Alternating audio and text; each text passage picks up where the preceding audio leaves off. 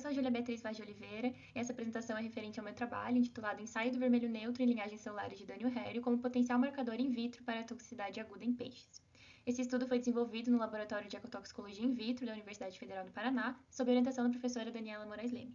A ecotoxicologia estuda os impactos de substâncias tóxicas nos ecossistemas, e as avaliações ecotoxicológicas são conduzidas com espécies que representem a biota de diferentes ambientes. No caso do ambiente aquático, são utilizados os peixes como modelo representativo de vertebrados. Dentre os ensaios mais frequentemente conduzidos, se destacam os testes de toxicidade aguda com dano rério, conhecido como zebrafish, por exemplo, a Guideline USD 203. Entretanto, há uma movimentação conjunta da comunidade científica, agências regulatórias e a indústria cosmética em relação ao desenvolvimento de métodos alternativos à experimentação animal, visando a aplicação dos princípios de substituição, redução e refinamento dos ensaios com animais. Então, nesse âmbito, foi criado um teste alternativo ao teste de toxicidade aguda, usando embriões de peixes como uma substituição dos animais adultos. Mas em alguns países, como o Brasil, os embriões são reconhecidos na lei como animais, então esse teste não é mundialmente aceito.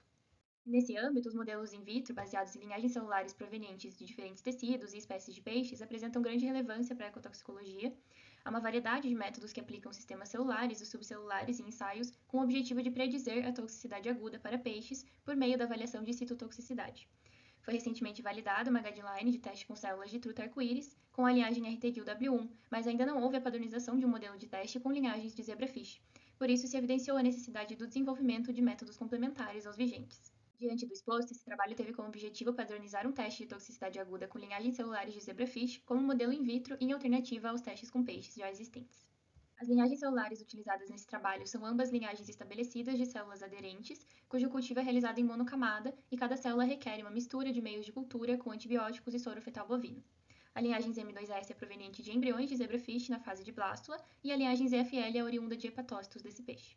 Essas células foram plaqueadas em placas de 96 poços e incubadas por 24 horas até que houvesse a confluência dentro dos poços. Depois desse tempo, elas foram expostas em triplicata técnica, com controle negativo, branco e positivo. E como tratamentos, foram utilizadas séries de 5 concentrações de 12 substâncias de referência. Essas substâncias foram escolhidas a partir dos estudos de validação dos testes com embriões de peixe e do ensaio com a linhagem RTQW1 comentados anteriormente. Após a exposição por 24 horas, as células foram incubadas com a solução do corante vermelho neutro durante 3 horas. Depois foi feita a lavagem e a descoloração do corante e realizadas as leituras de absorbância no leitor de microplacas. Dessa forma, foi aferida através da absorbância a permanência do corante dentro das células, o que depende da manutenção do gradiente de pH dos lisossomos com membranas íntegras. Então, a integridade de membranas é uma forma de avaliar a citotoxicidade por meio da viabilidade celular.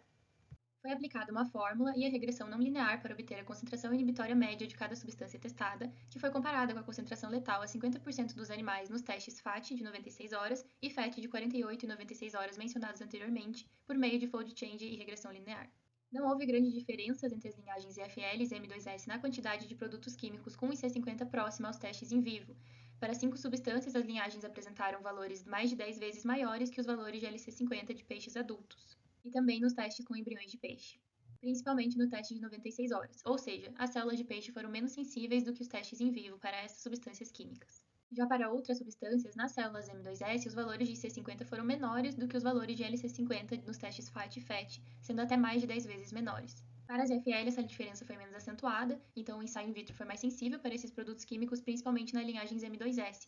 E é possível interpretar que essa variação ocorreu devido ao modo de ação das substâncias e devido a esse tipo celular ser uma linhagem embrionária com menor capacidade de metabolização de xenobióticos em relação às EFL, que é um hepatócito. Há correlação significativa entre todos os resultados in vitro obtidos pelo teste do vermelho neutro com as linhagens celulares EFL e M2S e os dados em vivo com peixes adultos e também com embriões. Nas duas linhagens, as maiores correlações se dão com o teste FET de 48 horas. Os dados de citotoxicidade com as M2S apresentaram correlações menores do que com as FL, considerando que o FET é um teste de embriões de zebrafish, esse resultado contraria o que seria esperado de uma maior correlação. Portanto, o ensaio com as células FL pode levar a previsões mais precisas de dados de toxicidade.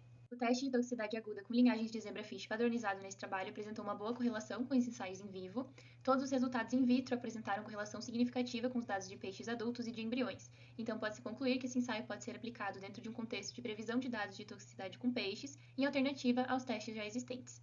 As células tiveram algumas diferenças na sensibilidade, mas um desempenho similar na comparação com os testes com animais, sendo a maior correlação com as células EFL.